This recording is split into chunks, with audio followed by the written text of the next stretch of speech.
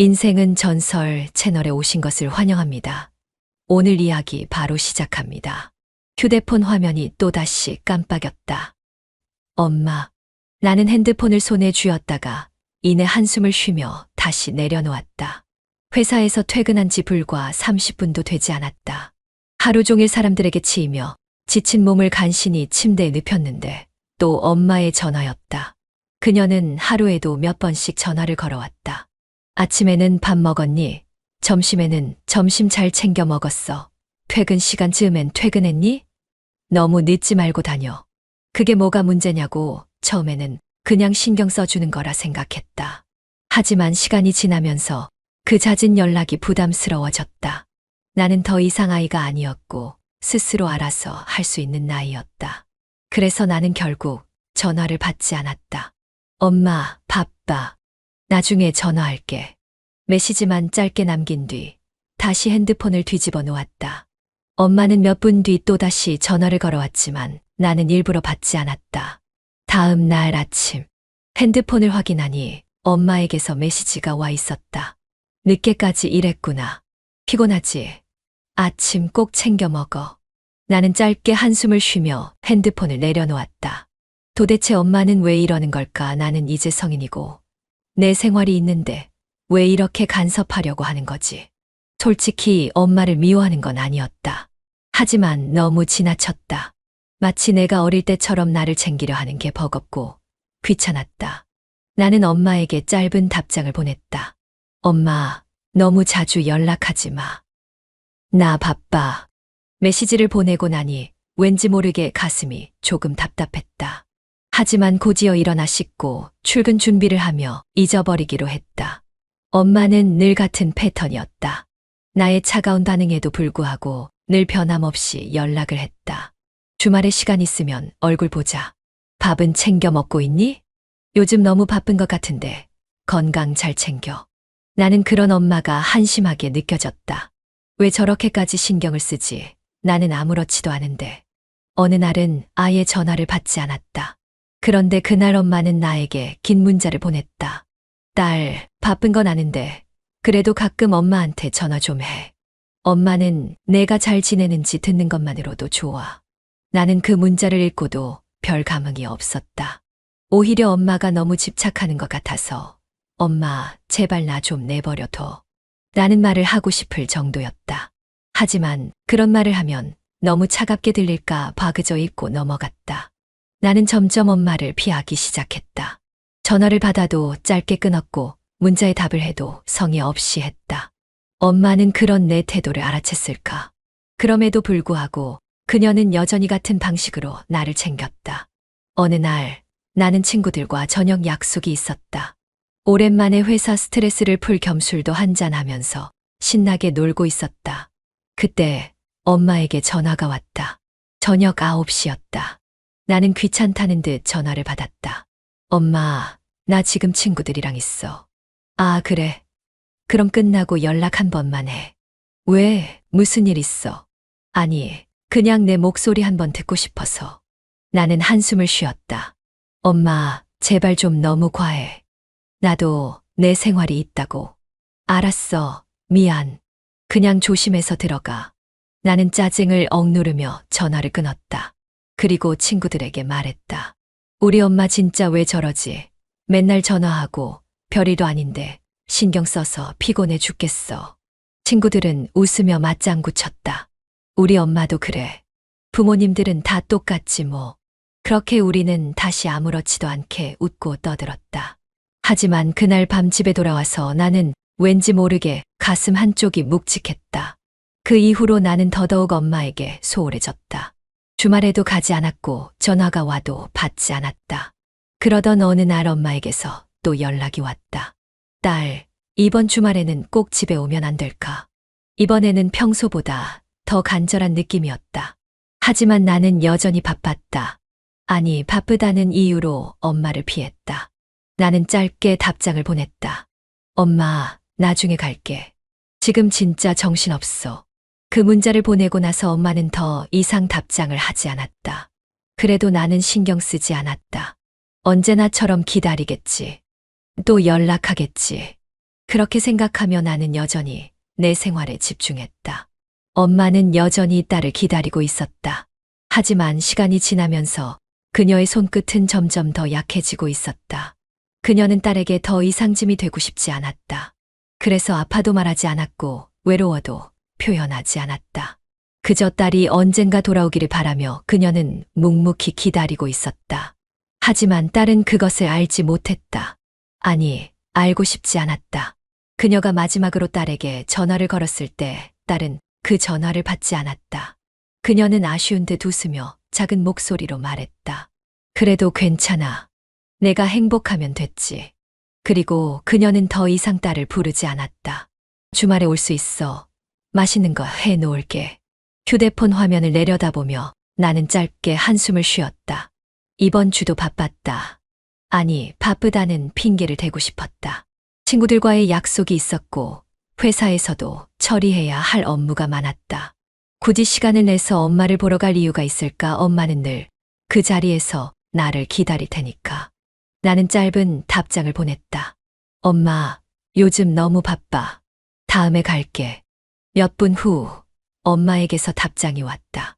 그래, 너무 무리하지 말고 건강 챙기고 다음에 꼭 와. 나는 대수롭지 않게 휴대폰을 내려놓았다. 언제든 갈 수 있을 거라고 생각했으니까. 주말이 되었다. 엄마는 딸이 오기를 기다리며 장을 봤다.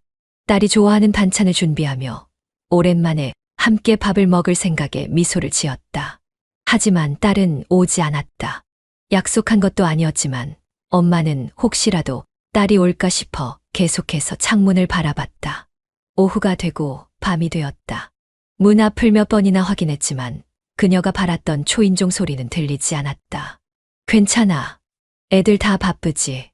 엄마는 혼잣말을 하며 조용히 저녁상을 치웠다. 한편 딸은 친구들과 약속을 잡고 있었다. 주말에 뭐 해? 그냥 친구들이랑 좀 만나려고. 엄마네 집은 안 가. 엄마가 자꾸 오라고 하긴 하는데 귀찮아서. 어차피 맨날 똑같은 얘기인데 뭐. 그래도 한 번쯤은 가야 하는 거 아니야? 나중에 시간 나면 가면 되지, 뭐. 엄마는 항상 거기 있으니까. 딸은 별일 아니라는 듯 웃으며 말을 넘겼다. 하지만 그녀는 엄마가 집에서 혼자 기다리고 있을 거라는 사실을 알면서도 그걸 외면했다. 친구들과 카페에서 수다를 떨고 있을 때였다. 휴대폰이 진동했다. 엄마였다. 나는 잠시 망설이다가 조용히 전화를 끊었다. 엄마는 다시 전화를 걸어오지 않았다. 그리고 나는 그게 오히려 편하다고 생각했다. 누구야? 엄마. 또 전화네. 받아야 하는 거 아니야? 괜찮아. 나중에 하면 되지 뭐. 나는 휴대폰을 뒤집어 놓았다. 그 순간 멀리서 엄마가 나를 기다리고 있을지도 모른다는 생각이 들었지만 나는 그 감정을 애써 무시했다. 엄마는 전화를 끊고 조용히 창밖을 바라보았다. 어쩌면 딸이 바빠서 못 받았을 수도 있다고 생각했다. 그래서 다시 걸지 않았다. 하지만 그녀는 이미 알고 있었다. 딸이 점점 자신을 멀리하고 있다는 걸. 하지만 그녀는 그걸 인정하고 싶지 않았다. 그녀는 늘 딸이 돌아오기를 기다렸다. 그것이 부모의 사랑이라고 믿었기 때문이다. 딸은 엄마가 부담스러웠다. 어릴 때는 엄마가 곁에 있는 것이 당연했지만 이제는 혼자 사는 게 익숙해졌고 엄마의 관심이 때때로 불편하게 느껴졌다. 엄마의 사랑을 몰랐던 게 아니다. 하지만 그녀는 그 사랑이 영원할 거라고 믿었다. 언제든지 갈 수 있으니까. 엄마는 늘 기다릴 테니까. 그 믿음이 그녀를 점점 더 엄마에게서 멀어지게 만들었다. 엄마는 문득 딸이 어릴 때 했던 말을 떠올렸다. 엄마, 나 학교 끝나면 바로 올 거야. 엄마, 내가 커서 돈 많이 벌면 엄마한테 다 써줄 거야. 엄마는 세상에서 제일 좋은 엄마야. 그때는 딸이 정말 그렇게 할 거라고 믿었다. 하지만 시간이 지나면서 딸은 점점 멀어졌고 이제는 엄마의 전화조차 귀찮아하는 듯 했다. 하지만 엄마는 여전히 딸을 기다렸다. 그래도 괜찮아. 우리 딸 바쁘잖아. 혼자서 그렇게 중얼거리면서 몇 주가 지나 엄마에게서 다시 전화가 왔다. 나는 한숨을 쉬었다. 이번에는 받아야겠다는 생각이 들었다. 엄마, 왜? 아니, 그냥 요즘 잘 지내나 해서. 엄마, 제발. 너무 자주 전화하지 마. 나도 바빠. 혼자서도 잘 살 수 있다고. 엄마가 신경 쓰지 않는 게 더 나아. 응, 가끔만 해줘. 나중에 내가 연락할게. 알았어.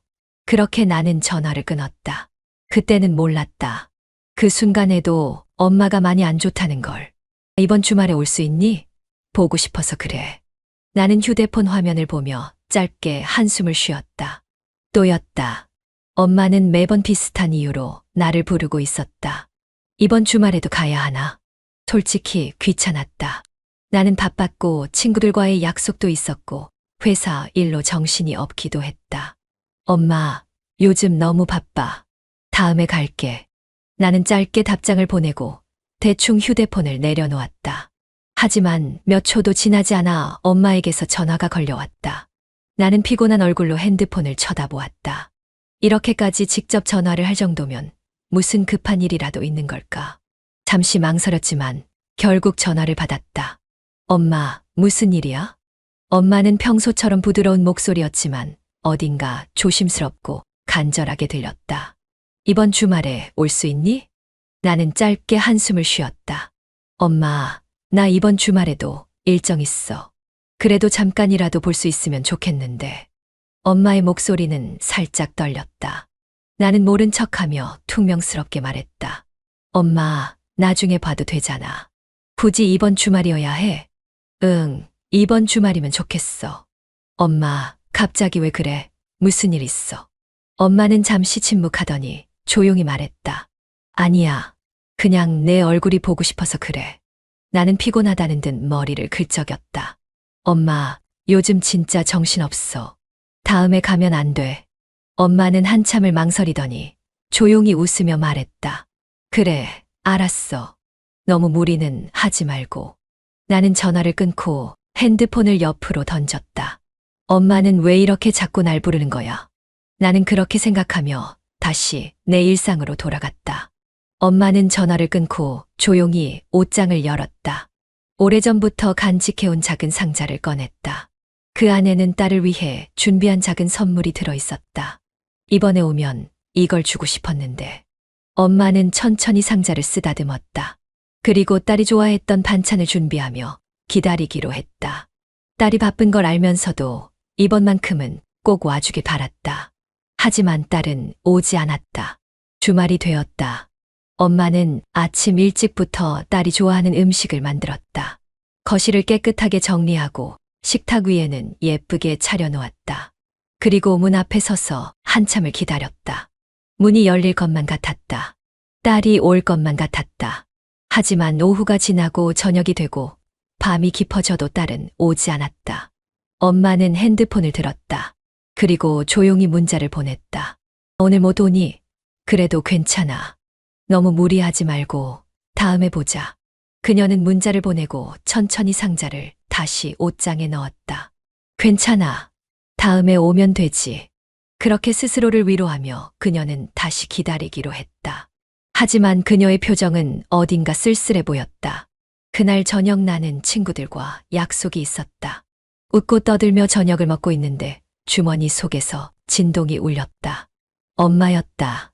나는 한 번 핸드폰을 내려다보다가 그냥 무시했다. 엄마, 또 전화야. 친구가 물었다.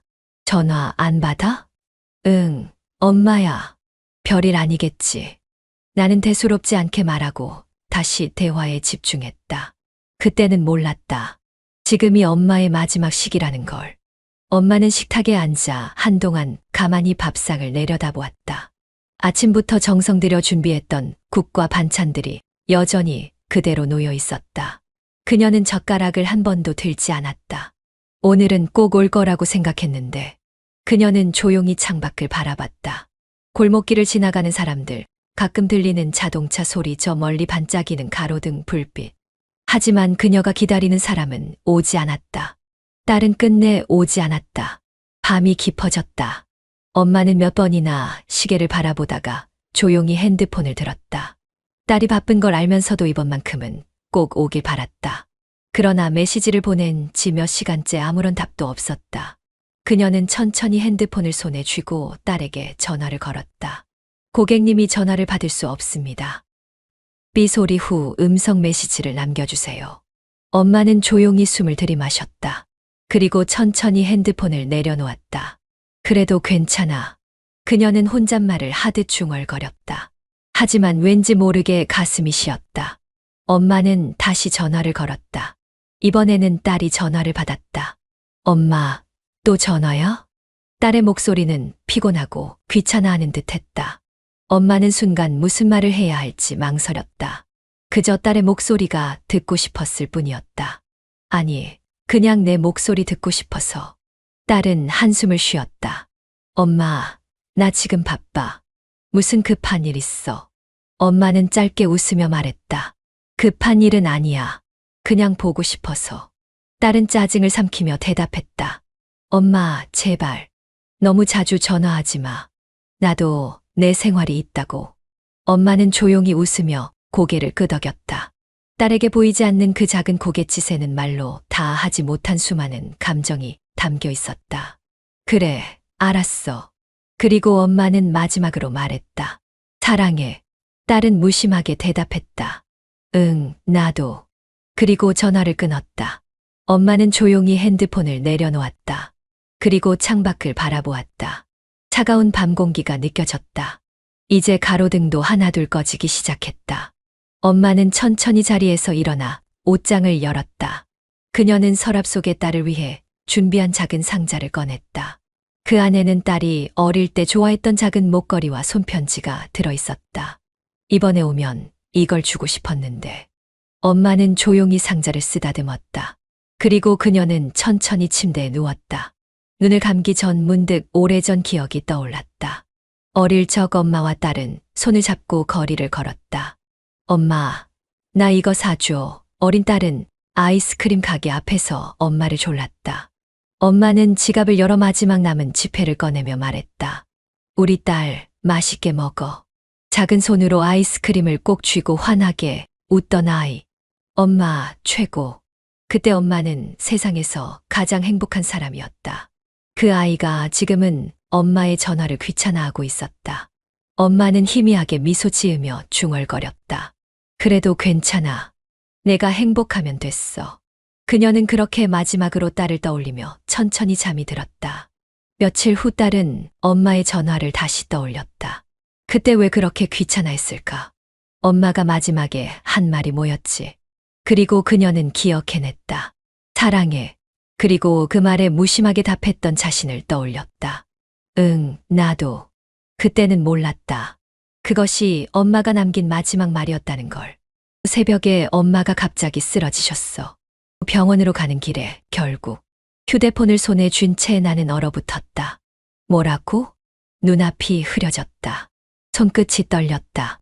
어제까지만 해도 엄마는 내게 전화를 걸었다. 그냥 내 목소리 듣고 싶어서. 나는 귀찮다는 듯 전화를 받았고 엄마의 말을 끊어버렸다. 엄마, 나도 내 생활이 있다고. 그게 내가 엄마에게 남긴 마지막 말이었다. 그런데 이제 엄마가 없다고? 나는 믿을 수 없었다. 엄마가 어제까지만 해도 나한테 전화했는데. 몸이 굳었다. 숨이 가빠졌다. 머릿속이 하얘졌다. 그리고 나는 미친 듯이 뛰었다. 나는 택시에 올라타 엄마가 있는 곳으로 향했다. 기사님, 빨리 가주세요. 제발요. 차창 밖으로 보이는 풍경이 흐릿하게 번져갔다. 머릿속에는 엄마의 목소리가 맴돌았다. 이번 주말에 올 수 있니? 그냥 내 목소리 듣고 싶어서. 사랑해. 나는 두 손을 꽉 움켜쥐었다. 왜 나는 그때 엄마에게 가겠다고 말하지 않았을까? 왜 나는 그렇게 차갑게 말했을까? 나는 두 눈을 감고 입술을 꽉 깨물었다. 마치 그렇게 하면 이 현실이 거짓이 되길 바라는 것처럼. 하지만 현실은 냉혹했다. 짧은 장례를 치룬 후 도착한 집은 여전히 그대로였다. 문을 열고 들어가자 익숙한 향기가 코끝을 스쳤다. 엄마가 늘 정리해두던 깔끔한 거실, 나를 기다리며 준비했을 식탁, 그리고 엄마가 없는 공간. 나는 신발을 신은 채 그대로 거실로 뛰어들었다. 엄마. 아무도 대답하지 않았다. 나는 멍하니 주변을 둘러보았다. 식탁 위에는 국과 반찬들이 차려져 있었다. 엄마가 나 기다리고 있었구나. 하지만 이제 이 음식을 먹을 사람은 없었다. 나는 천천히 걸음을 옮겼다. 그리고 엄마의 방 문을 열었다. 방 안에는 여전히 엄마의 온기가 남아 있었다. 침대 위에는 곱게 개어진 이불 그리고 머리맡에 놓인 작은 상자. 나는 천천히 상자를 열었다. 그 안에는 오래된 손편지 한 장과 딸이 어릴 때 좋아했던 작은 목걸이가 들어있었다. 편지를 펼쳤다. 우리 딸에게. 엄마는 내가 많이 바쁜 거 알아. 그래도 내가 힘들 때 언제든 돌아올 수 있도록 항상 기다리고 있을게. 너무 무리하지 말고 밥 잘 챙겨 먹고. 그리고 엄마는 항상 너를 사랑해. 눈물이 떨어져 종이에 번졌다. 나는 편지를 손에 쥔 채 입술을 깨물었다. 엄마는 항상 기다리고 있을게. 하지만 이제 엄마는 더 이상 기다릴 수 없었다. 나는 바닥에 주저앉아 하염없이 울었다.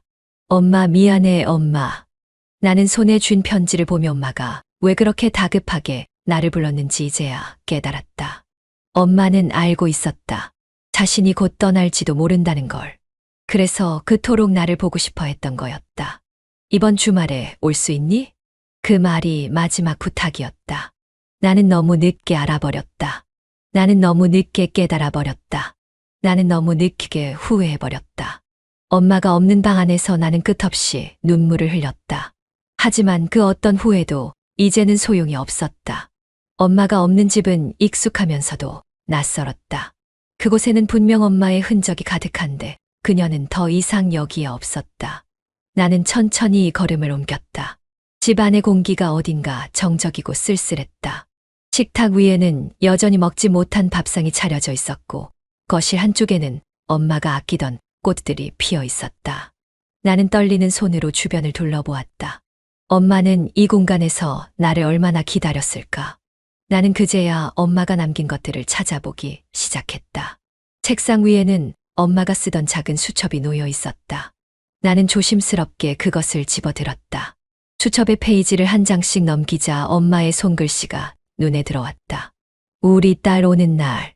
딸이랑 같이 저녁 먹기. 오랜만에 얼굴 보면 무슨 얘기할까? 나는 손끝이 떨렸다. 엄마는 내가 온다고 했던 날마다 이렇게 기록을 남겨두고 있었다. 하지만 그 밑에는 작은 글씨가 덧붙여져 있었다. 오늘도 못 온 다음엔 꼭 오겠지. 바빠서 못 온다네. 다음에 보자고 했어. 그래도 괜찮아. 많이 바쁜가 보다. 나는 수첩을 쥔 채 멍하니 서 있었다. 엄마는 끝까지 날 기다리고 있었구나. 나는 차마 다음 페이지를 넘기지 못했다. 숨이 막혔다. 엄마. 나는 수첩을 가슴에 품고 그 자리에 털썩 주저앉았다. 눈물이 멈추지 않았다. 나는 수첩을 덮고 다시 집안을 둘러보았다. 엄마의 방으로 향했다. 작은 서랍을 열어보니 엄마가 모아둔 편지들이 있었다. 그중 하나 내가 보낸 짧은 문자 메시지가 종이에 적혀 있었다. 엄마, 나 바빠. 다음에 갈게. 그 밑에는 엄마가 적어둔 작은 글씨가 보였다. 우리 딸, 바쁘니까 괜찮아. 그래도 건강은 잘 챙겨야 할 텐데. 나는 입술을 깨물었다. 엄마는 끝까지 나를 원망하지 않았다. 나는 이 말을 서랍에 기대고 조용히 흐느꼈다. 엄마는 나한테 서운하지도 않았을까.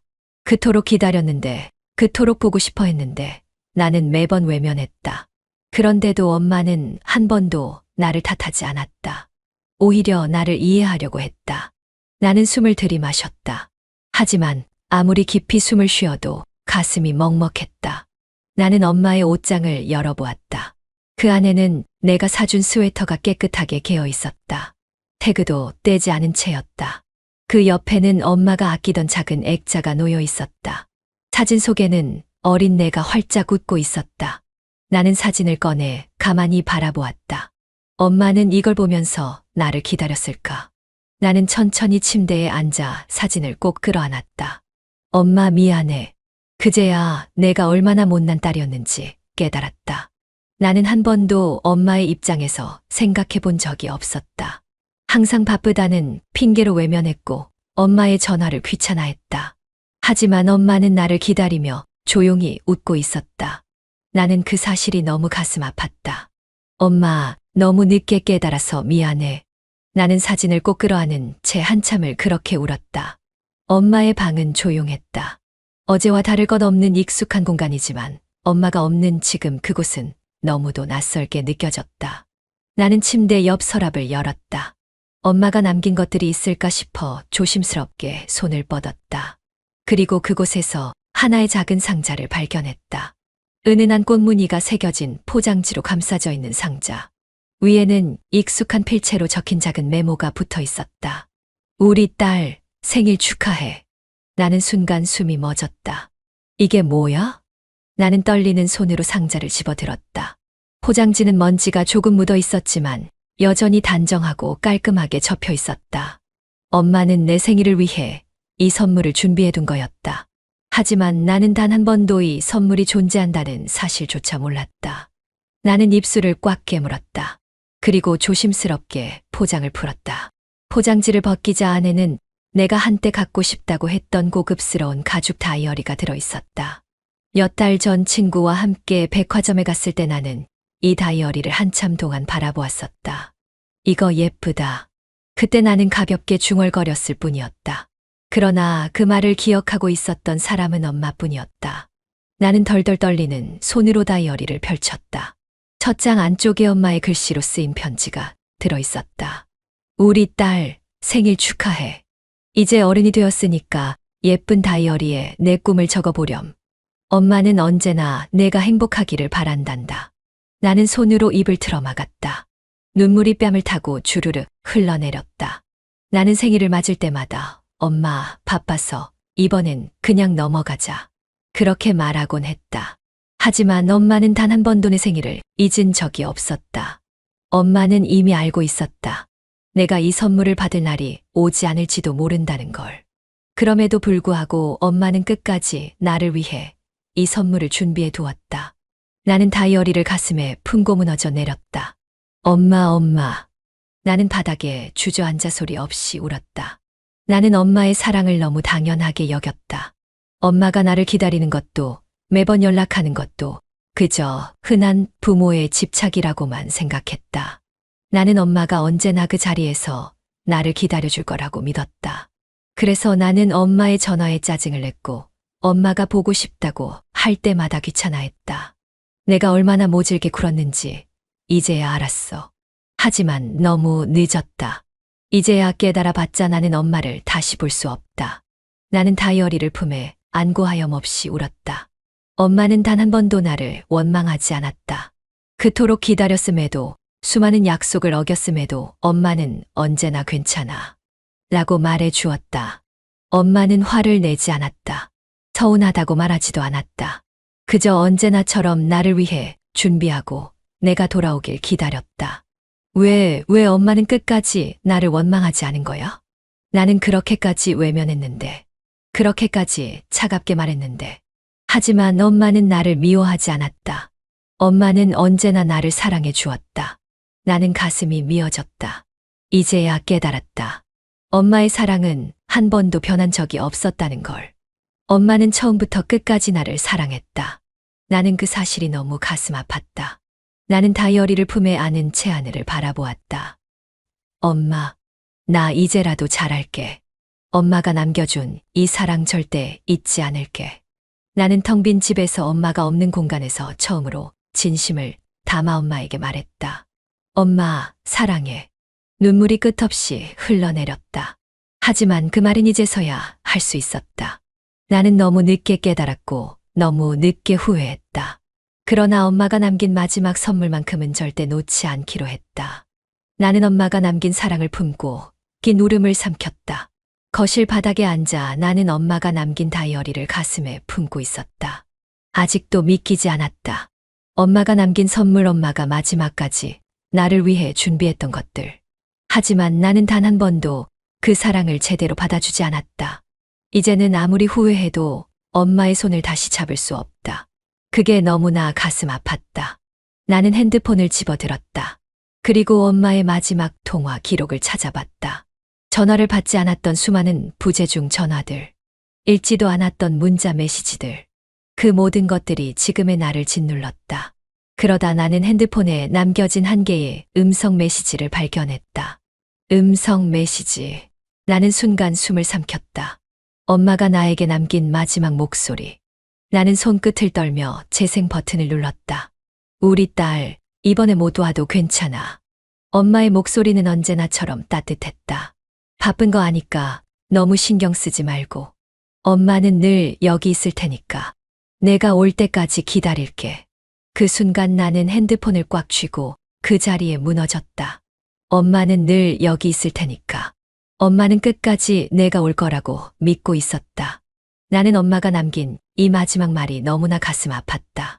내가 올 때까지 기다릴게. 하지만 엄마는 더 이상 기다릴 수 없었다. 나는 눈물을 흘리며 머리를 감싸 쥐었다. 엄마. 나는 엄마가 마지막으로 남긴 목소리를 듣고도 제대로 받아들이지 못했다. 그동안 나는 엄마가 언제든 내 곁에 있을 거라 생각했다. 그래서 언제나 바쁘다는 이유로 엄마의 기다림을 외면했다. 하지만 이제야 깨달았다. 엄마는 더 이상 여기에 있지 않다는 걸. 나는 두 손으로 얼굴을 감싸고 끝없이 울었다. 나는 핸드폰을 두 손으로 꼭 쥐었다. 너무 늦었다는 걸 알지만 이제라도 엄마에게 하고 싶은 말이 있었다. 엄마 미안해. 나는 흐느끼며 속삭였다. 엄마가 그렇게 기다렸는데 나는 한 번도 가보지 않았어. 엄마가 그렇게 보고 싶어 했는데 나는 한 번도 먼저 연락하지 않았어. 나는 핸드폰을 가슴에 꼭 안고 오열했다. 엄마, 미안해. 엄마, 사랑해. 엄마, 제발 한 번만 더 내 목소리 들어줘. 하지만 이제는 그 말조차 엄마에게 닿지 않았다. 나는 그렇게 끝없는 후회 속에서 울음을 삼켰다. 엄마는 더 이상 이곳에 없었다. 하지만 엄마의 흔적은 곳곳에 남아 있었다. 나는 엄마가 쓰던 방에 홀로 앉아 있었다. 방 안은 조용했다. 너무나 조용해서 엄마가 없는 이 현실이 더 깊게 와 닿았다. 나는 주변을 천천히 둘러보았다. 책장 위 엄마가 자주 읽던 책들 사이에 어릴 때 찍은 내 사진이 꽂혀 있었다. 부엌에는 엄마가 마지막까지 정리해 두었던 반찬통이 그대로 남아 있었다. 거실에는 엄마가 손수 깔아둔 작은 방석이 여전히 같은 자리에서 나를 기다리고 있었다. 하지만 이제 그곳에 앉을 사람은 없었다. 나는 숨을 들이마셨다. 그러나 아무리 깊이 숨을 쉬어도 가슴이 답답했다. 엄마가 그렇게 보고 싶어 했는데 나는 한 번도 안 갔어. 그 생각이 나를 무너뜨렸다. 나는 떨리는 손으로 서랍에서 작은 액자를 꺼냈다. 사진 속에서 엄마는 나를 바라보며 활짝 웃고 있었다. 나는 조용히 손가락으로 사진 속 엄마의 얼굴을 어루만졌다. 그리고 입술을 꼭 깨물었다. 엄마, 미안해. 나 너무 못난 딸이었어. 나는 흐느끼며 속삭였다. 엄마가 그렇게 보고 싶어 했는데 나는 바쁘다는 핑계로 한 번도 찾아가지 않았어.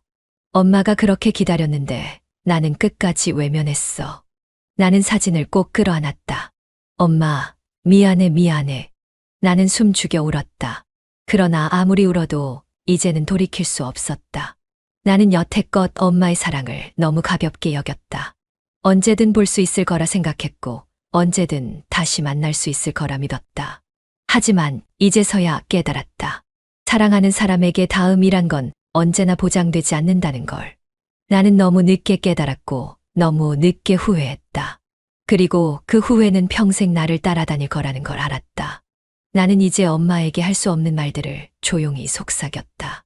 엄마, 사랑해. 엄마, 정말 보고 싶어. 엄마, 제발 한 번만 더 만나게 해줘. 그러나 아무리 불러도 엄마는 대답하지 않았다. 나는 천천히 자리에서 일어났다. 그리고 책상 위에 놓인 엄마의 다이어리를 다시 펼쳤다. 우리 딸 행복했으면 좋겠다. 그 짧은 한 줄이 내 가슴을 후벼 팠다. 엄마는 끝까지 나를 원망하지 않았다. 오히려 나의 행복만을 바랐다. 나는 눈물을 닦고 천천히 일어섰다. 그리고 엄마에게 마지막으로 약속했다. 엄마, 나 이제라도 달라질게. 엄마가 남겨준 사랑 절대 헛되이 하지 않을게. 엄마가 원했던 것처럼 이제라도 행복하게 살볼게. 나는 조용히 엄마의 사진을 품에 안고 긴 숨을 내쉬었다. 그렇게 나는 엄마가 없는 세상에서 다시 살아가기로 다짐했다. 엄마가 떠난 지 몇 달이 지났다. 그러나 엄마의 흔적은 여전히 내 삶 속에 남아 있었다. 아침에 눈을 뜨면 엄마가 매일 아침마다 하던 밥은 챙겨 먹었니? 라는 말이 귀에 맴도는 듯 했다. 출근할 때마다 엄마가 늘 걱정하던 목소리가 떠올랐다. 딸, 출근할 때 너무 급하게 나가지 마. 조심해야 해. 밤이 깊어지면 엄마가 내게 전화를 걸어 하루 동안 있었던 일들을 물어보던 목소리가 어디선가 들려오는 것 같았다. 오늘 힘들었지. 그래도 우리 딸 잘하고 있어. 나는 핸드폰을 꼭 쥐고 조용히 눈을 감았다. 엄마는 내 곁에 없지만 그 사랑만큼은 여전히 나와 함께였다. 나는 거울을 보았다. 얼마 전까지만 해도 나는 매일 바쁘다는 핑계로 엄마의 연락을 피했다. 하지만 이제 나는 알고 있다. 사랑하는 사람에게 다음이란 건 언제나 보장되지 않는다는 걸. 나는 후회하며 살고 싶지 않았다. 나는 엄마가 남긴 다이어리를 다시 펼쳤다. 우리 딸 행복했으면 좋겠다. 나는 그 짧은 한 줄을 오래도록 바라보았다. 그리고 조용히 속삭였다. 엄마, 나 이제라도 달라질게. 나는 엄마가 원했던 것처럼 좋은 사람이 되기로 했다. 더 이상 바쁘다는 핑계로 소중한 사람들을 외면하지 않기로 했다.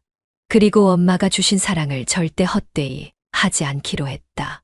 나는 이제 엄마가 없는 세상에서 살아가야 했다. 하지만 엄마의 사랑은 여전히 내 삶 속에 남아 있었다. 나는 그 사랑을 품고 앞으로 나아가기로 했다. 나는 조용히 엄마의 사진을 가슴에 품으며 마지막으로 속삭였다. 엄마, 사랑해. 그리고 그 사랑을 기억하며 나는 다시 살아가기로 다짐했다. 인생은 전설 채널에 오신 것을 환영합니다. 오늘 이야기 바로 시작합니다. 현수야, 잘 지내지? 화면에 떠오른 이름을 확인하는 순간 나는 얼어붙었다. 친구 태준의 누나, 수연. 그녀의 연락은 예상 밖이었다. 그럴 만도 했다. 태준이 유학을 떠난 이후 수연과는 자연스럽게 연락이 끊겼으니까. 그녀가 결혼식을 올린 날, 나는 그녀의 행복을 바라보며 축하했었다. 그리고 그 후로 나는 그녀를 잊으려 했다. 이제 와서 갑자기 왜? 나는 핸드폰을 바라보다가 천천히 메시지를 열었다. 잠깐 볼 수 있을까? 단순한 안부가 아니었다. 아무 이유 없이 연락을 끊었던 사이였다. 그리고 그녀는 지금 유부녀였다. 그녀가 날 왜 보고 싶어 하는지 머릿속에서 수많은 생각이 떠올랐다. 혹시 태준과 관련된 일일까? 아니면 남편과 무슨 문제가 있는 걸까? 아니면 응, 누나. 무슨 일 있어? 나는 신중하게 답장을 보냈다. 그러나 그녀의 답은 더더욱 의아했다. 그냥 얼굴 보고 싶어서. 얼굴 보고 싶었어. 단순한 말이었지만 왠지 모르게 이상했다. 우린 그렇게 편한 사이였던가? 어디서 볼까요? 나도 모르게 손이 움직였다. 이건 나 스스로도 이유를 설명할 수 없는 행동이었다. 수연은 한참 후에야 답장을 보냈다. 우리 예전에 자주 가던 카페 기억나? 거기서 보면 좋겠어. 수연 누나는 나에게 늘 누나였다. 어릴 때부터 내게 다정했고 마치 친형제처럼 챙겨줬다. 고등학생 때까지만 해도 나는 그 감정을 동경이라고 생각했다. 하지만 어느 순간부터 그녀를 바라보는 눈이 달라졌다. 그녀가 대학생이 되고 성숙해질수록 나는 이상한 감정을 느끼기 시작했다. 나는 그것을 감히 사랑이라 부를 수 없었다. 그건 넘지 말아야 할 선이었다. 그리고 그 선은 그녀가 결혼을 하면서 완전히 사라졌어야 했다. 그런데도 지금 이 순간 나는 너무 쉽게 그녀를 만나러 가려 하고 있었다. 나는 도대체 무슨 생각을 하고 있는 걸까? 카페에 가는 길, 나는 여러 번 뒤를 돌아보았다. 마치 누군가가 나를 감시하고 있을 것만 같았다. 그냥 단순한 만남일 거야. 스스로를 설득했지만 한편으로는 묘한 불안감이 들었다. 유부녀가 된 그녀와의 만남이 과연 자연스러운 걸까? 하지만 나는 가고 있었다. 카페 문을 열자 이미 수연은 자리에 앉아 있었다. 그녀는 창가 쪽에서 차를 홀짝이고 있었다. 햇빛이 그녀의 긴 머리카락을 비추며 반짝였다. 나는 조용히 다가가며 그녀를 불렀다. 유나. 그녀가 고개를 들었다. 현수야. 그 미소는 여전했다. 하지만 어디선가 묘한 쓸쓸함이 느껴졌다. 나는 자리에 앉으며 그녀를 바라보았다. 오랜만이에요. 잘 지내셨어요? 응, 그럭저럭. 그럭저럭이라니. 그녀답지 않은 대답이었다. 나는 조심스럽게 말을 이어갔다. 태준이랑 연락은 해요? 가끔. 너는? 저도 가끔. 태준은 유학을 떠난 뒤로 연락이 뜸해졌다. 나도 바빴고 그는 새로운 생활에 적응하느라 정신이 없었다. 주연은 천천히 찻잔을 내려놓았다. 넌 여전히 똑같네. 네. 그녀는 작은 미소를 지었다. 그냥 예전처럼 착하고 순진해 보여서. 나는 그 말이 이상하게 들렸다. 예전처럼? 마치 지금 나는 변할 수도 있다는 뉘앙스처럼 들렸다. 그 순간 나는 그녀의 손가락을 보았다. 결혼 반지가 보이지 않았다. 누나, 반지 안 끼셨어요? 그녀는 순간 움찔했지만 곧 가볍게 웃으며 말했다. 아, 잠깐 뺐어. 요즘 손이 좀 부어서. 거짓말. 그건 핑계였다. 그렇다면 대체 무슨 이유로 그녀는 반지를 빼고 나를 만나러 온 걸까? 나는 침을 삼켰다. 목이 바싹 말라갔다. 그런데 진짜 얼굴 보고 싶어서 부르신 거예요? 나는 조심스럽게 물었다. 수연은 순간 머뭇거렸다. 그리고 이내 나를 바라보며 말했다. 응. 그냥 요즘 여러 가지 생각이 많아서. 그녀의 표정이 슬며시 흔들렸다. 그리고 나는 그 순간 깨달았다. 이건 단순한 만남이 아니다. 그녀는 나에게 무언가를 말하고 싶어 했다. 하지만 쉽게 꺼내지 못하고 있었다. 나는 그저 조용히 그녀를 바라볼 수밖에 없었다. 현수야. 나는 그녀의 목소리에 고개를 들었다. 넌 나한테 어떤 사람이었어? 그 순간 나는 심장이 철렁 내려앉았다. 단순한 옛 추억을 나누기 위한 대화가 아니었다. 그녀는 지금 뭔가 다른 걸 묻고 있었다. 나는 숨을 깊이 들이마셨다. 그리고 그녀의 눈을 바라보았다. 나는 아직 그 끝을 알지 못했다. 하지만 한 가지 확실한 것은 이 만남이 단순하지 않다는 것이었다. 그리고 나는 이미 돌이킬 수 없는 길로 들어서고 있었다. 카페 안은 조용했다. 잔잔한 음악이 흐르고 테이블마다 사람들은 각자의 대화를 나누고 있었다. 하지만 이곳에서 오가는 대화 중에서 가장 묘한 긴장감을 띠고 있는 건 우리 둘이었다. 나는 테이블 너머의 수연 누나를 바라보았다. 그녀는 찻잔을 손에 들고 천천히 입을 대고 있었다. 평소처럼 우아한 모습. 하지만 나는 알았다. 이건 평범한 만남이 아니다. 그녀는 분명 무언가를 말하고 싶어 했다. 그리고 나 역시 그것이 무엇인지 알고 싶었다. 나는 여전히 이 상황이 믿기지 않았다. 수연 누나. 어린 시절부터 내게 다정했던 사람. 어릴 적 동생처럼 나를 돌봐줬던 그녀. 그리고 시간이 흐르며 내가 점점 이성으로 의식하게 된 사람. 하지만 나는 그 감정을 마음속 깊이 묻어두었다. 그녀는 친구의 누나였고 결국 유부녀가 되었으니까. 그녀가 결혼식을 올리던 날 나는 일부러 조금 멀리서 지켜봤다. 그녀가 다른 남자와 백년 가약을 맺는 모습을 보며 나는 내 감정을 완전히 정리하려 했다. 그리고 그 후로 오랜 시간이 흘렀다. 그런데 지금 이렇게 다시 마주 앉아 있다. 그녀가 먼저 연락을 해왔고 나를 만나고 싶어 했다. 그런데 그 이유가 단순한 그냥 얼굴 보고 싶어서라고? 도저히 그 말을 믿을 수 없었다. 나는 다시 그녀를 바라보았다. 그녀의 긴 머리카락이 자연스럽게 흘러내렸다. 예전보다 더욱 성숙한 분위기가 풍겼다. 하지만 뭔가 다르다. 윤빛. 예전과는 달랐다. 뭔가 말하고 싶지만 망설이는 듯한 느낌. 그리고 어쩌면 의도적으로 감추고 있는 것 같은 느낌. 나는 일부러 가볍게 웃으며 말했다. 누나, 진짜 아무 이유 없이 연락한 거예요. 그녀가 눈을 피했다. 그리고 살짝 뜸을 들이더니 조용히 입을 열었다. 그냥 요즘 여러 가지 생각이 많아서. 나는 순간 멈칫했다. 여러 가지 생각이 많다. 이건 무슨 의미일까? 단순한 피로감 아니면 남편과의 문제 혹은 나와 관련된 이야기일까? 무슨 고민 있으세요? 나는 조심스럽게 물었다. 그녀는 한숨을 쉬더니 창밖을 바라보았다. 그리고 나지막한 목소리로 말했다. 가끔 예전이 그리워지더라. 예전이 그립다. 그건 무슨 의미일까? 정말 단순한 향수병일까? 아니면 나는 순간 말을 잃었다. 예전처럼 자유롭던 시절이요. 나는 조심스럽게 떠봤다. 그녀는 잠시 망설이다가 고개를 끄덕였다. 그렇기도 하고 그냥 모든 게 좀 달라진 것 같아서. 나는 그녀가 무슨 말을 하고 싶은지 어렴풋이 알 것 같았다. 혹시 남편분이랑 문제 있어요? 그녀는 가만히 나를 바라보았다. 한참을 그러고 있다가 조용히 말했다. 우리 부부 같지 않아. 단호한 말투였다. 나는 순간 말을 잃었다. 그녀의 표정에는 어딘가 씁쓸한 미소가 떠올라 있었다. 나는 말없이 그녀를 바라보았다. 처음엔 나도 행복했어. 그녀가 말을 이었다. 남편도 다정했고, 나도 좋은 아내가 되고 싶었고. 근데 시간이 지나니까 점점 서로가 멀어지는 게 느껴지더라. 나는 아무 말도 하지 못했다. 어떤 말도 쉽게 할 수 없는 분위기였다. 그녀가 속삭이듯 말했다. 이젠 그냥 같은 집에 사는 사람 같아.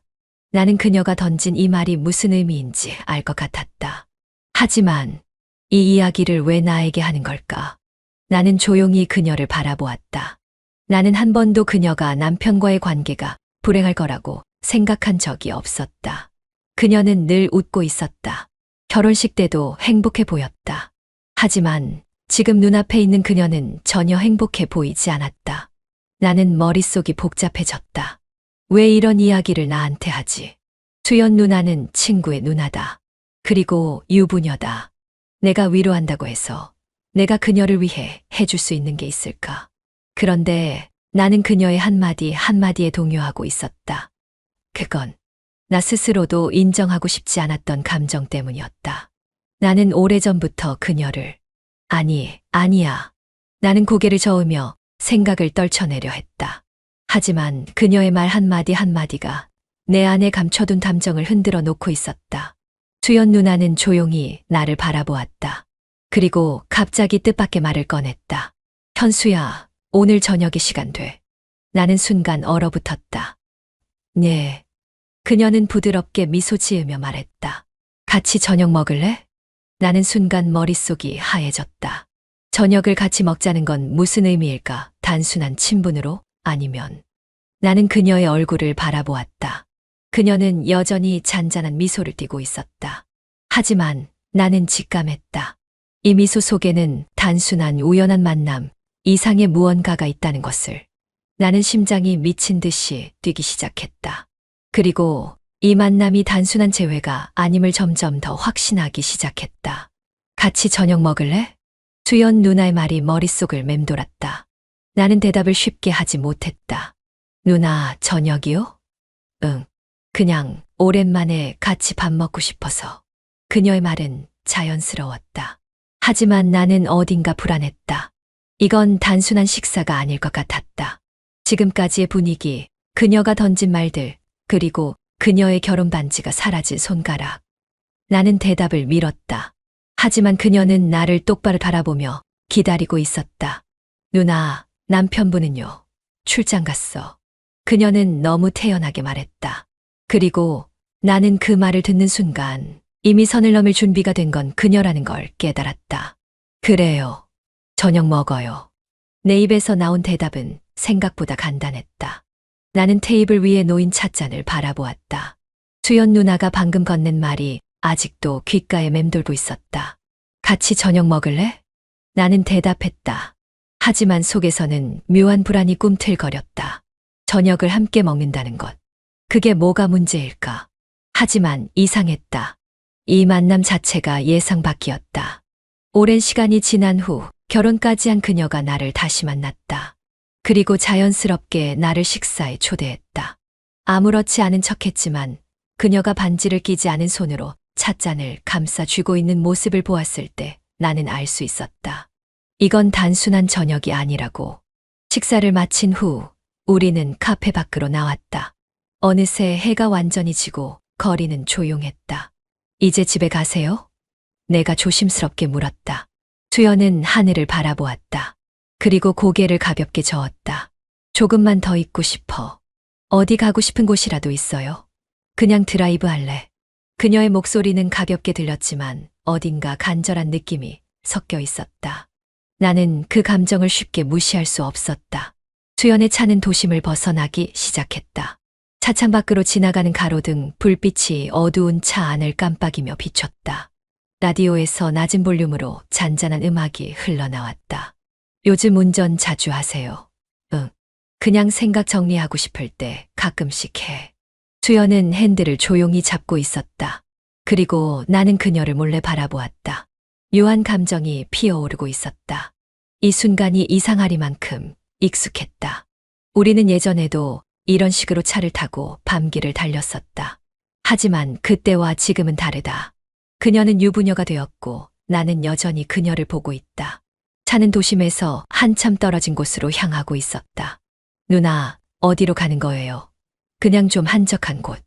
그녀는 대답하면서도 나를 한 번도 바라보지 않았다. 그리고 그 순간 나는 깨달았다. 주연도 지금 이 순간을 혼란스러워하고 있다는 걸. 그녀는 내게 이유 없이 연락했고, 이유 없이 만남을 청했고, 이유 없이 드라이브를 제안했다. 하지만 그녀가 가장 이유를 알지 못하는 건 본인 자신일지도 몰랐다. 현수야. 그녀가 갑자기 내 이름을 불렀다. 나는 그녀를 바라보았다. 네, 누나. 넌 나한테 어떤 사람이야? 갑작스러운 질문이었다. 나는 당황해서 한동안 대답하지 못했다. 그게 무슨 말이에요? 주연은 여전히 도로를 주시하며 말했다. 그냥 문득 궁금해졌어. 그녀의 목소리는 흔들리고 있었다. 나는 숨을 들이마셨다. 그녀는 지금 나에게 무엇을 원하고 있는 걸까? 무엇을 듣고 싶은 걸까? 나는 조용히 말했다. 저한테 누나는 소중한 사람이에요. 그녀가 미소를 지었다. 하지만 그 미소는 어딘가 슬퍼 보였다. 소중한 사람. 그녀는 그 말을 몇 번이나 반복했다. 그리고 갑자기 차를 도로 옆에 세웠다. 한적한 바닷가 근처였다. 우리는 한동안 아무 말 없이 바닷가를 바라보았다. 파도 소리가 차 안을 가득 채웠다. 그리고 그녀가 입을 열었다. 나는 요즘 너무 외로워. 나는 그 말을 듣는 순간 가슴이 철렁 내려앉았다. 유나, 내가 왜 이런 말 하는지 나도 모르겠어. 그녀는 조용히 나를 바라보았다. 그리고 나는 그 눈빛 속에서 어떤 갈망 같은 감정을 보았다. 하지만 그녀는 유부녀다. 이 감정이 어디로 흘러가게 될지 나는 너무나도 잘 알고 있었다. 나는 고개를 돌렸다. 심장이 미친 듯이 뛰고 있었다. 누나, 우리 이러면 안 돼요. 나는 힘겹게 말했다. 하지만 그녀는 말없이 나를 보고 있었다. 그리고 그녀는 천천히 나에게 다가왔다. 현수야. 나는 숨을 멈췄다. 그녀의 얼굴이 가까워졌다. 이 순간만큼은 아무 생각하지 마. 차 안은 정적이 흘렀다. 어둠 속에서 오직 바다의 잔잔한 파도 소리만 들려왔다. 나는 그녀를 바라보았다. 주연 누나. 이 순간이 얼마나 위험한지 알고 있었다. 하지만 나는 도망칠 수 없었다. 현수야. 그녀의 목소리가 낮게 가라앉았다. 나는 숨을 삼켰다. 이 순간만큼은 아무 생각하지 마. 그녀는 내게 가까이 다가왔다. 숨결이 닿을 정도로 가까이. 나는 눈을 감아버리고 싶었다. 하지만 그럴 수 없었다. 나는 움직일 수가 없었다. 아니, 움직이지 않았다.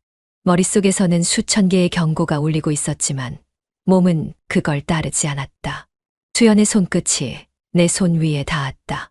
그 순간 심장이 미친 듯이 뛰기 시작했다. 이건 아니야. 이렇게 되면 안 돼.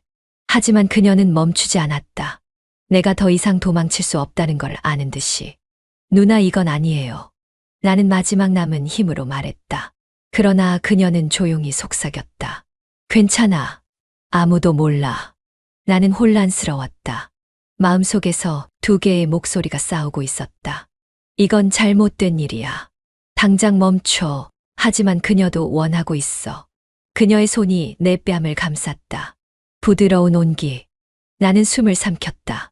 이건 단순한 충동이 아니었다. 그녀도 나처럼 이 순간을 원하고 있었다. 하지만 그게 정당화될 수 있을까? 그녀는 유부녀다. 나는 친구의 동생이다. 우리는 이렇게 되면 안 된다. 하지만 그럼에도 불구하고 나는 그녀를 거부하지 않았다. 그녀를 받아들였다. 그 순간 모든 것이 변해버렸다. 나는 선을 넘고 말았다. 그리고 그 사실을 받아들이는데 몇 초도 걸리지 않았다. 이건 분명히 잘못된 일이었다. 하지만 나는 멈출 수 없었다. 그녀 역시 마찬가지였다. 이제 우리는 돌이킬 수 없는 선을 넘어버렸다. 어느 순간 우리는 아무 말도 하지 않았다. 모든 것이 조용해졌다. 나는 숨을 고르며 천장을 바라보았다. 그리고 옆에 누워있는 수연을 바라보았다. 그녀는 창밖을 보고 있었다. 바다를 바라보며 깊은 생각에 잠긴 듯했다. 나는 문득 불안해졌다. 유나. 그녀는 천천히 고개를 돌렸다. 후회해요? 그녀는 아무 대답도 하지 않았다. 그리고 나도 그 대답을 듣고 싶지 않았다.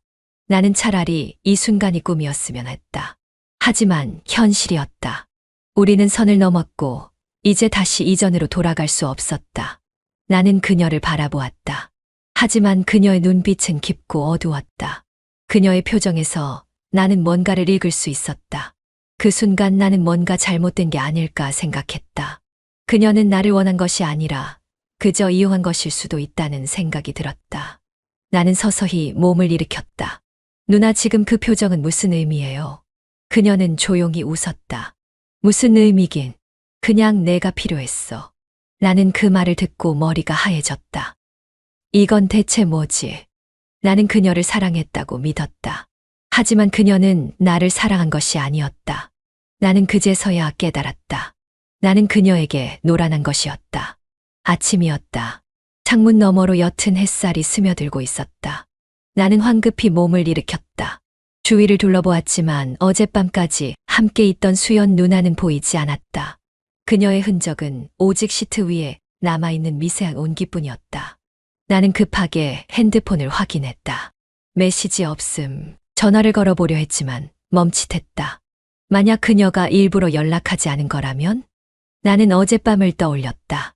그녀의 표정, 그녀의 행동, 그녀의 마지막 미소. 그리고 그녀의 말. 그냥 내가 필요했어. 나는 갑자기 등골이 서늘해졌다. 나는 머리를 감싸 쥐었다. 이건 단순한 충동이 아니었다. 수연은 나를 계획적으로 만났고, 유혹했고, 그리고 떠났다. 그렇다면 그녀의 목적은 대체 뭐였을까? 나는 점점 확신하기 시작했다. 이 모든 것이 그녀의 계략이었다는 걸. 나는 억울했다. 어젯밤은 나에게 특별한 순간이었다. 내가 사랑했던 사람, 한때 동경했던 사람, 그리고 감히 넘볼 수 없었던 사람. 그녀가 나를 원했던 순간 나는 모든 걸 내려놓았다. 하지만 그녀에게 그건 단순한 계획이었을 뿐이었다. 나는 갑자기 화가 치밀어 올랐다. 날 가지고 논 것이 분명했다. 주먹을 꽉 쥐었다. 나는 순진했다. 그녀가 외롭다고 했을 때 진심이라 믿었다. 그녀가 결혼 생활이 공허하다고 했을 때 위로해주고 싶었다. 하지만 그녀는 날 단순한 도구로 사용했다. 사랑을 원한 게 아니라 그저 그 순간의 욕망을 채우기 위해 나를 이용했다. 나는 핸드폰을 다시 확인했다. 하지만 여전히 연락은 없었다. 그녀는 사라졌다. 마치 아무 일도 없었던 것처럼. 나는 텅 빈 방을 한동안 바라보다가 천천히 옷을 입었다. 그리고 무겁게 발걸음을 옮겼다. 밖으로 나오자 아침 공기가 차가웠다. 어젯밤의 열기는 어디로 사라졌을까? 나는 걸으며 생각했다. 수연은 왜 나를 선택했을까? 그녀에게 나는 대체 어떤 존재였을까? 그녀는 단순한 충동으로 나를 만난 걸까? 아니면 처음부터 이걸 계획했던 걸까? 나는 답을 찾을 수 없었다. 하지만 한 가지는 확실했다. 그녀에게 나는 사랑이 아니었다. 집에 도착하자마자 나는 다시 핸드폰을 들었다. 그리고 조용히 그녀의 번호를 눌렀다. 하지만 고객님이 전화를 받을 수 없습니다. 나는 핸드폰을 내려놓았다. 그리고 점점 확신했다. 수연은 나를 완전히 차단했다. 이제야 모든 게 분명해졌다. 그녀는 처음부터 이럴 생각이었던 것이다. 그녀는 날 철저하게 이용했고, 그리고 손쉽게 버렸다. 나는 씁쓸하게 웃었다. 정말 완벽한 계략이었네. 나는 점점 더 불안해졌다. 혹시 그녀가 원했던 건 단순한 일탈이었을까? 그녀가 나와의 시간을 끝내고 돌아간 곳은 다른 누구도 아닌 남편의 품이었다. 그리고 그녀는 아무 일도 없던 것처럼 행복한 가정으로 돌아갔을 것이다. 나는 갑자기 속이 뒤틀렸다. 나는 도대체 뭐였던 걸까? 잠깐의 도피처 순진한 남자 아니면 단순한 장난감? 나는 손톱을 꽉 깨물었다. 그녀가 남긴 감정을 지워버리고 싶었다. 하지만 더 이상 속지 않기로 결심했다. 나는 그녀에게 연락하는 것을 멈췄다. 더 이상 매달리지 않기로 했다. 대신 나는 천천히 그녀의 남편을 떠올렸다. 누나의 남편과는 아는 사이가 아니지만 친구를 통해 우연히 전화번호를 남겨뒀었다. 이제 누가 이용당하는지 보여줄 차례야. 나는 핸드폰을 들었다. 그리고 한 문장을 입력했다. 어제 아내가 어디 있었는지 아십니까? 나는 남편의 번호를 찾아 발신자를 알 수 없게 설정한 후 그 문자를 보냈다. 그리고 미소 지었다. 이제 복수가 시작될 것이다. 나는 핸드폰을 내려다보았다. 화면 속에는 내가 방금 보낸 문자가 떠 있었다. 어제 아내가 어디 있었는지 아십니까? 발신자는 익명. 이제 그녀의 남편이 그 메시지를 읽을 차례였다. 나는 계속해서 핸드폰을 확인했다. 혹시라도 그녀가 나에게 연락하지 않을까, 아니면 남편이 반응하지 않을까. 하지만 아무 일도 일어나지 않았다. 나는 결국 참지 못하고 그녀에게 전화를 걸었다. 유나. 하지만 들려오는 것은 무미건조한 기계음. 고객님이 전화를 받을 수 없습니다. 나는 헛웃음을 지었다. 그녀는 완벽하게 나를 차단했다. 메시지를 보내도 답이 없었고 전화는 닿지 않았다. 나는 그제야 깨달았다. 이제 정말 끝이구나. 그녀는 내가 자신의 인생에서 사라지기를 원하고 있었다. 그리고 그렇게 만들기 위해 완벽하게 선을 그어버렸다. 하지만 나는 그렇게 쉽게 끝낼 생각이 없었다. 나는 핸드폰을 내려다보았다. 화면 속에 떠있는 마지막 통화 기록. 고객님이 전화를 받을 수 없습니다. 그녀는 내 전화를 받지 않았다. 메시지에도 아무런 응답이 없었다. 이제 그녀는 완벽하게 나를 차단한 것이다. 하지만 나는 포기하지 않았다. 그녀가 나를 피한다면 직접 확인하러 가면 되는 거니까. 나는 주저없이 그녀의 집이 있는 동네로 향했다. 나는 골목길을 천천히 걸었다. 낮은 아파트 단지, 익숙한 길목, 그리고 그녀의 집이 있는 방향. 수연의 집을 마지막으로 찾았던 게 언제였을까? 아마 그녀의 결혼식이 끝나고 얼마 지나지 않았을 때였다. 그때 그녀는 행복해 보였다. 적어도 나는 그렇게 믿었다. 하지만 어젯밤 그녀는 내게 말했다. 난 너무 외로워. 그 말을 믿었었다. 하지만 지금 나는 의심하고 있었다. 그녀가 진짜 외로웠던 걸까, 아니면 그저 나를 이용하려 했던 걸까? 나는 그 답을 직접 확인해야 했다. 그녀의 아파트가 보였다. 나는 발걸음을 멈추고 일부러 거리를 두고 지켜봤다. 조용한 주택가.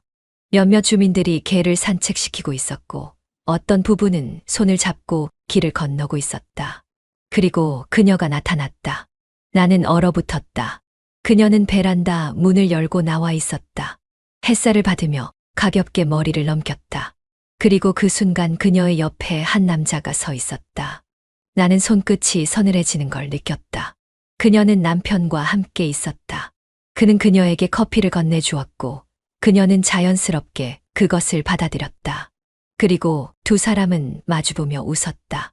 나는 멍하니 그 광경을 바라보았다. 어젯밤 내게 외롭다고 했던 그녀가 지금은 남편과 다정하게 웃고 있다. 어떻게 이럴 수 있지? 내 가슴이 차갑게 식어갔다. 나는 그녀가 거짓말을 했다는 걸 직감했다. 어젯밤의 말, 눈물 어린 표정, 진심처럼 들렸던 모든 것들이 전부 거짓이었다. 나는 그제야 깨달았다. 나는 철저하게 이용당했다. 나는 몇 걸음 뒤로 물러섰다. 숨이 가빠졌고 심장이 미친 듯이 뛰었다. 이건 계획된 일이었어. 그녀는 처음부터 나를 이용할 생각이었다.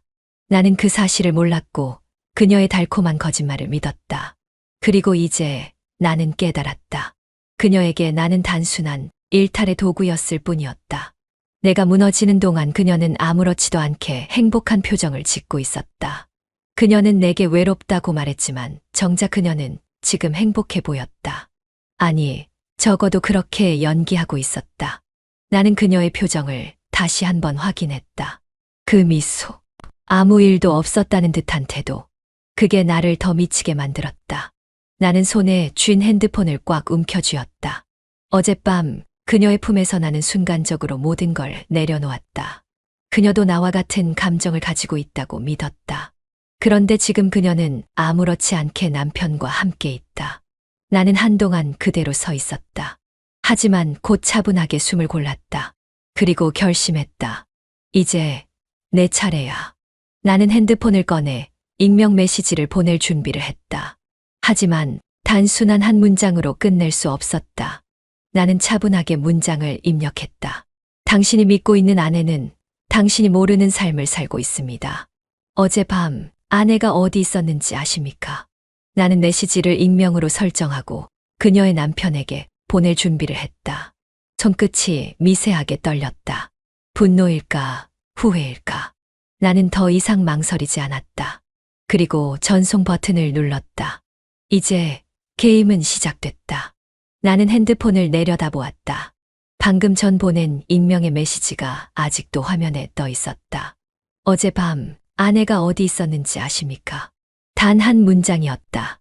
하지만 이 한 문장이 그녀의 완벽한 거짓된 삶에 균열을 만들 거라는 확신이 들었다. 손끝이 가늘게 떨렸다.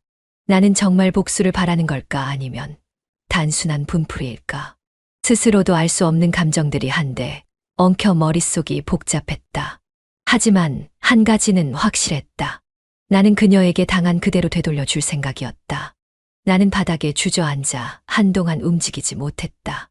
심장이 이상할 정도로 빠르게 뛰었다. 분노, 배신감, 씁쓸함, 그리고 미련. 수연 누나는 나를 단순한 장난감처럼 가지고 놀았다. 외롭다고 말하며 나를 유혹했고 나는 기꺼이 그녀의 함정에 빠졌다. 그리고 이제 그녀는 다시 자신의 삶으로 돌아갔다. 마치 아무 일도 없었다는 듯이. 나는 그 사실이 견딜 수 없었다. 나는 그녀에게 어떤 의미였을까? 정말 단순한 일탈 상대였을까? 아니면 혹시 조금이라도 나에 대한 감정이 있었을까? 하지만 그런 희망적인 생각들은 이내 부질없어졌다. 그녀는 이미 나를 차단했다. 연락을 받지 않았고 내 존재 자체를 지워버렸다. 그런데 나 혼자서만 이 밤을 가슴에 품고 있어야 하는 걸까? 그럴 수는 없었다. 핸드폰을 쥐고 나는 다시 한번 그녀의 남편을 떠올렸다. 그는 지금 이 메시지를 보고 있을까? 그는 의심할까? 아니면 무시할까? 모른다. 하지만 확실한 건 나는 첫 번째 불씨를 던졌다는 것. 그 불씨가 커질지 아니면 바람에 사그라들지는 그녀의 남편에게 달려있다. 하지만 나는 단순히 메시지 하나로 끝낼 생각은 없었다. 나는 더 깊이 파고들기로 했다. 나는 그녀의 남편의 SNS를 찾아봤다. 그의 계정은 꽤 활발했다. 여기엔 행복한 가정의 모습이 가득했다. 생일 축하 메시지, 여행 사진, 기념일 케이크. 그리고 가장 최근에 올라온 사진. 그녀와 남편이 함께 찍은 다정한 사진. 여전히 내 곁에서 함께 해줘서 고마워. 나는 그 글을 보자마자 숨이 턱 막히는 것 같았다. 내가 본 그녀의 모습은 이 사진 속의 행복한 아내와는 전혀 달랐다. 나는 이 모든 게 거짓이라는 걸 알게 된 순간 문득 한 가지 생각이 떠올랐다. 그녀의 남편에게 더 큰 불안을 심어줄 수도 있지 않을까. 나는 천천히 새로운 메시지를 작성했다. 나는 그녀의 남편이 이 메시지를 보았을 때 무엇을 가장 의심할지 고민했다. 그리고 단순한 사실이 아니라 그가 가장 불안해할 말을 보내기로 했다. 아내를 조심하세요. 당신이 모르는 그녀의 모습이 있습니다. 단순한 경고였다. 하지만 이런 문장은 그 자체로 사람을 불안하게 만든다. 나는 메시지를 확인하고 발신자를 익명으로 설정한 후 그녀의 남편에게 다시 보냈다. 이제 그는 단순한 의심이 아니라 진짜 불안감을 느끼기 시작할 것이다. 나는 조급하게 굴지 않기로 했다. 수연은 나를 하루아침에 차단했지만 나는 그렇게 단순하게 끝내지 않을 것이다. 나는 그녀가 느꼈을 공포를 되돌려주고 싶었다. 그녀가 자신의 거짓된 삶이 흔들리는 걸 직접 보게 하고 싶었다. 그녀는 자신의 결혼 생활이 완벽히 유지될 것이라 믿고 있었다. 하지만 나는 그것을 한순간에 무너뜨릴 것이다. 그녀가 나를 지워버렸다면 나는 그녀를 불안하게 만들 것이다. 그녀의 남편이 매일같이 그녀를 의심하게 만들고 그녀가 차곡차곡 쌓아올린 신뢰를 서서히 무너뜨릴 것이다. 천천히 신중하게 나는 핸드폰을 내려놓고 오랜만에 깊은 숨을 내쉬었다. 그리고 미소 지었다. 나는 조용히 시계를 확인했다. 이제 메시지는 그녀의 남편의 손에 들어갔을 것이다. 그가 지금 무슨 생각을 하고 있을까? 그녀를 불러서 추궁할까? 아니면 스스로 증거를 찾아볼까? 나는 모든 가능성을 머릿속에 그려보았다. 하지만 중요한 것은 하나였다. 이제 그녀의 삶은 더 이상 평온할 수 없다는 것. 나는 자리에서 일어나 한적한 거리를 천천히 걸었다. 그리고 속으로 생각했다. 이제 시작이야, 누나. 이제 내가 두려움을 느낄 차례야. 주연아. 남편의 목소리가 차가웠다. 주연은 거실에서 커피를 마시며 노트북을 보고 있었다. 평소와 다름없는 아침. 그녀는 남편이 출근 준비를 마치고 나가는 줄 알았다. 하지만 그의 말투는 평소와는 달랐다. 주연은 천천히 고개를 들었다. 왜? 남편은 핸드폰을 그녀의 앞에 내밀었다. 이거 무슨 뜻이야? 그녀는 화면을 내려다보았다. 그리고 심장이 철렁 내려앉았다. 당신이 믿고 있는 아내는 당신이 모르는 삶을 살고 있습니다. 그날 밤 그녀가 어디 있었는지 아십니까? 주연의 손끝이 떨렸다. 하지만 그녀는 최대한 태연하게 굴었다. 이게 뭐야? 나도 묻고 싶어. 이게 무슨 뜻이냐고. 남편의 눈빛이 흔들리고 있었다. 그는 분명 이 문자를 보고 불안해졌다. 주연은 머리를 빠르게 굴렸다. 이건 분명 현수의 짓이다. 그가 이렇게까지 할 줄은 몰랐다. 하지만 이미 엎질러진 물이었다. 나한테 무슨 말을 하고 싶은 거야? 주연은 일부러 한숨을 쉬며 말했다. 그녀는 감정을 드러내지 않았다. 남편은 그녀를 뚫어지게 바라보았다. 이 문자가 익명으로 왔어. 그리고 마치 무슨 비밀이 있다는 듯한 뉘앙스야. 주연은 짧게 웃었다. 요즘 스팸 문자 많은 거 몰라. 요즘 부부 사이 갈라놓는 식으로 장난치는 사람도 많대. 그녀는 핸드폰을 다시 남편에게 돌려주었다. 그냥 무시해. 하지만 남편의 얼굴에서는 여전히 의심이 지워지지 않았다. 그래? 정말 단순한 장난일까? 그럼 뭐겠어? 내가 무슨 비밀이라도 있다는 거야. 주연은 일부러 눈을 마주쳤다. 절대 흔들리지 않는다는 듯이. 아니, 그런 건 아닌데. 남편은 뭔가 찝찝하다는 듯 중얼거렸다. 그리고 그는 수연의 얼굴을 다시 한번 살폈다. 혹시 그날 밤 어디 갔었어? 순간적으로 머릿속이 하얘졌다. 하지만 수연은 눈 하나 깜짝하지 않았다. 그녀는 차분한 목소리로 말했다. 내가 무슨 날 밤마다 외출이라도 하는 사람처럼 말하네. 남편은 미묘한 표정을 지었다. 아니, 그냥 문자가 이상해서 물어보는 거야. 수연은 한쪽 입꼬리를 올렸다. 지난주 친구들이랑 모임이 있었던 거 기억 안 나. 남편이 고개를 갸웃했다. 친구들. 응. 태준이랑 그 친구들. 그날 저녁에 다 같이 봤잖아. 수연은 일부러 태준의 이름을 꺼냈다. 태준은 남편도 알고 있는 친동생이었다. 아. 남편은 미묘한 표정을 지었다. 그리고 그녀를 다시 바라보았다. 수연은 그의 눈을 피하지 않았다. 왜? 나한테 뭔가 더 확인하고 싶은 거라도 있어. 아니, 그냥 좀 찝찝해서. 남편은 한숨을 쉬었다. 그는 이미 자신의 불안이 과장된 것일지도 모른다고 생각하고 있었다. 혹시 이 문자 보낸 사람이 누군지 확인할 수 있나? 그가 핸드폰을 보며 말했다. 수연의 손끝이 미세하게 떨렸다. 하지만 그녀는 여전히 침착했다.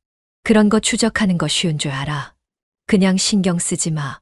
남편은 여전히 뭔가 찝찝한 듯 보였다. 하지만 그녀가 이렇게까지 태연하게 행동하자 그 역시 더 이상 깊게 캐묻지 못했다. 그래. 내가 너무 예민하게 굴었나 봐. 그는 헛웃음을 지었다. 내가 바빠서 별 이상한 거에 신경 쓰는 거겠지. 그는 머리를 긁적이며 주머니에서 자동차 키를 꺼냈다. 미안. 그냥 신경이 쓰였어. 수연은 작게 웃었다. 이제 의심 풀렸어. 응. 가볼게. 그는 그렇게 말하고 문을 열었다. 수연은 조용히 그를 배웅했다. 남편은 차를 타고 떠났다. 그리고 수연은 천천히 문을 닫았다. 그녀는 한숨을 내쉬며 벽에 기대었다. 아슬아슬했네. 주연은 핸드폰을 꺼냈다. 그리고 연락처를 스크롤하며 멈췄다. 현수. 그는 예상보다 훨씬 강하게 반격해왔다. 주연은 애초에 이런 상황을 만들지 않으려 했었다. 단순한 일탈, 순간적인 감정, 그걸로 끝날 줄 알았다. 하지만 현수는 쉽게 끝낼 생각이 없었다. 그는 계속해서 그녀의 삶을 흔들려 하고 있었다. 주연은 다시 핸드폰을 내려다보았다. 이제 내 차례야, 현수. 그녀는 천천히 전화를 걸었다. 이제 그녀가 직접 나설 차례였다. 늦은 밤, 나는 침대에 누워 핸드폰을 바라보고 있었다. 아무런 알림도 울리지 않았다. 그녀는 연락하지 않았다. 내 문자는 씹혔고 전화는 차단되었다. 하지만 나는 기다렸다. 내가 보낸 메시지는 그녀의 남편에게 도착했을 것이고 그녀가 이대로 가만히 있을 리 없었다. 이제 곧 반응이 오겠지. 나는 미소를 지으며 핸드폰을 내려놓았다. 그리고 예상대로 문이 두드려졌다. 쿵, 쿵. 문을 두드리는 소리가 들렸다. 나는 천천히 몸을 일으켰다. 이 시간에 누가 나를 찾아올까? 아니, 그럴 사람이 누군지 나는 이미 알고 있었다. 나는 일부러 느릿하게 걸어가 문을 열었다. 그리고 예상대로 그녀가 서 있었다. 수연. 그녀는 평소처럼 단정한 차림이었다. 하지만 얼굴에는 불안과 긴장감이 가득했다. 유나. 나는 아무렇지 않은 척 그녀를 바라봤다. 그녀는 나를 노려보았다. 현수야. 그녀의 목소리는 낮고 날카로웠다. 내 남편에게 문자 보냈니? 나는 웃었다. 어떤 문자요? 너도 알잖아. 모르는 척하지 마. 주연은 이를 악물었다. 그리고 그녀는 현관을 밀치고 안으로 들어왔다. 나는 문을 닫고 천천히 그녀를 바라보았다. 그럼 누나는 왜 내 연락을 안 받았어요? 나는 그녀에게 똑같이 물었다. 주연은 순간 당황한 듯 보였다. 하지만 곧 표정을 굳혔다. 그녀는 말을 잊지 못했다. 나는 그 모습이 우스웠다. 누나 원래 이런 사람이었어요? 내가 조용히 던진 말에 그녀의 눈빛이 흔들렸다. 나는 한 걸음 그녀에게 다가섰다. 외롭다고 했잖아요. 남편과 아무 감정도 없다고 했잖아요. 그날 밤 나한테 진심인 줄 알았어요. 나는 한마디 한마디 천천히 그녀를 향해 던졌다. 그런데 다음 날 아침 나는 버려졌어요. 그리고 누나는 남편과 행복한 척하고 있었죠. 현수야. 그녀는 나를 말리고 싶어 했다.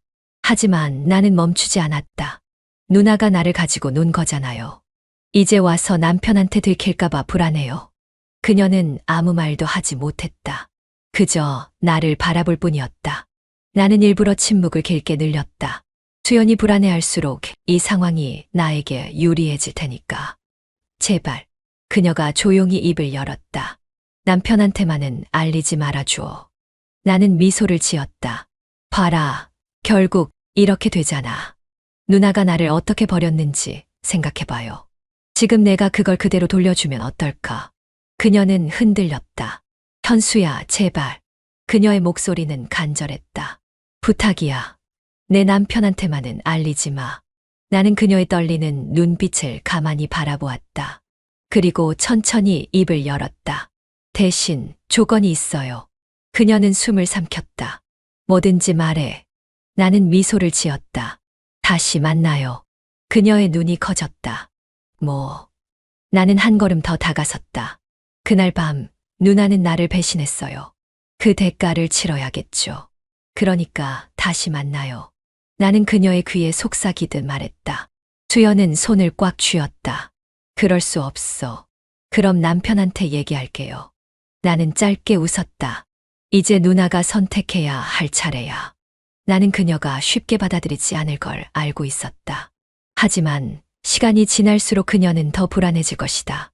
그녀는 손끝을 떨었다. 그리고 천천히 눈을 감았다. 잠시 후 그녀는 조용히 말했다. 알겠어. 나는 그녀의 대답을 듣는 순간 승리를 직감했다. 좋아요. 그럼 우리 다시 시작하는 거예요. 그녀는 아무 말도 하지 않았다. 그저 묵묵히 고개를 끄덕였을 뿐. 알겠어. 그 한마디가 내 귓가를 떠나지 않았다. 수연은 결국 내 제안을 받아들였다. 남편에게 진실이 밝혀지는 것보다는 나와 다시 만나는 걸 선택했다. 그게 정말 그녀의 최선이었을까 아니면 그녀에게 다른 계획이 있는 걸까? 나는 천천히 미소를 지었다. 이제 게임의 흐름은 바뀌었다. 우리는 다시 만났다. 이전처럼 카페도 바닷가도 아닌 호텔 로비에서 수연이 먼저 도착해 있었다. 그녀는 로비 한쪽에 앉아 있었고 작은 핸드백을 두 손으로 꼭 쥐고 있었다. 나는 그녀에게 다가가면서 속으로 웃었다. 이제 누나는 나한테서 도망칠 수 없어. 수연은 내가 다가오자마자 자리에서 일어났다. 왔어. 그녀의 목소리는 낮았고 표정은 굳어 있었다. 나는 가볍게 웃었다. 누나, 그렇게 불안해 보이면 곤란한데.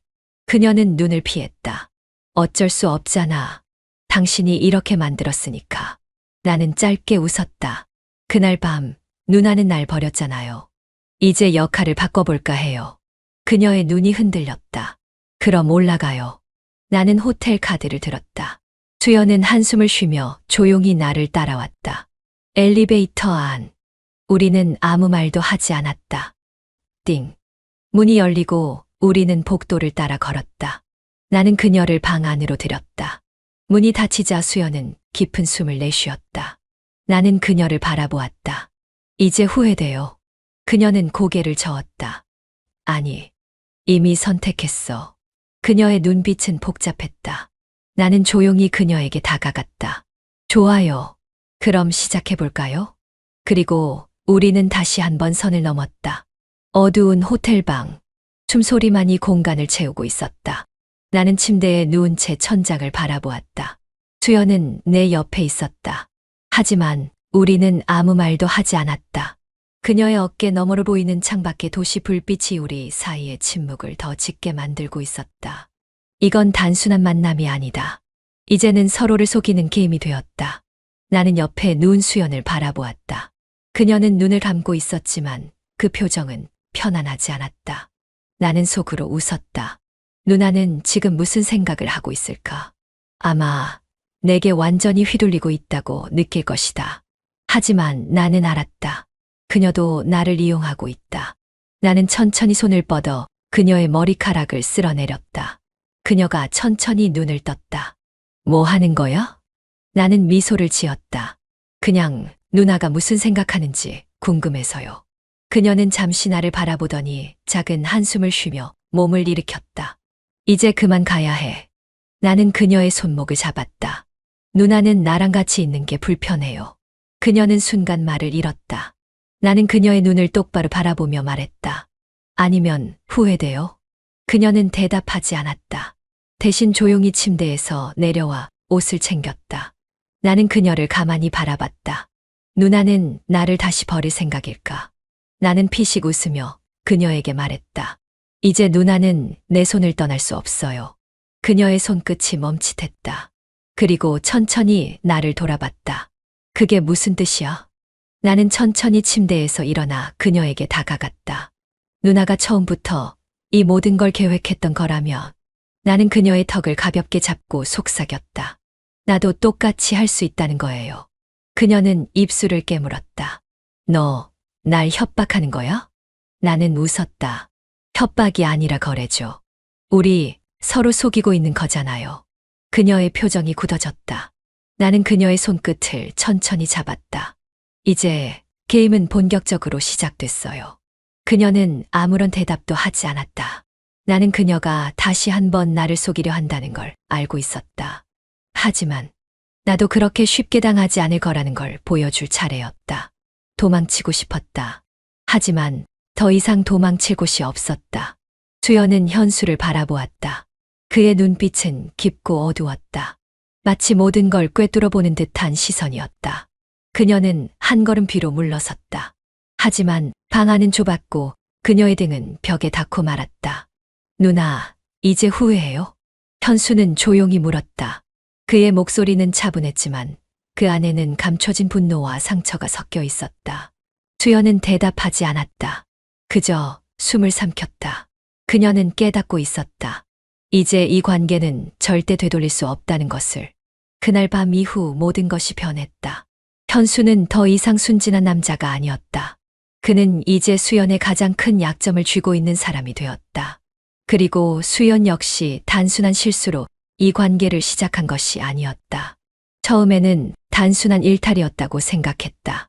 하지만 그녀는 점점 더 깊이 빠져들었다. 그런데 현수가 보낸 한 통의 문자 메시지로 인해 모든 것이 흔들리기 시작했다. 남편이 의심을 품었다. 그녀는 거짓말을 했다.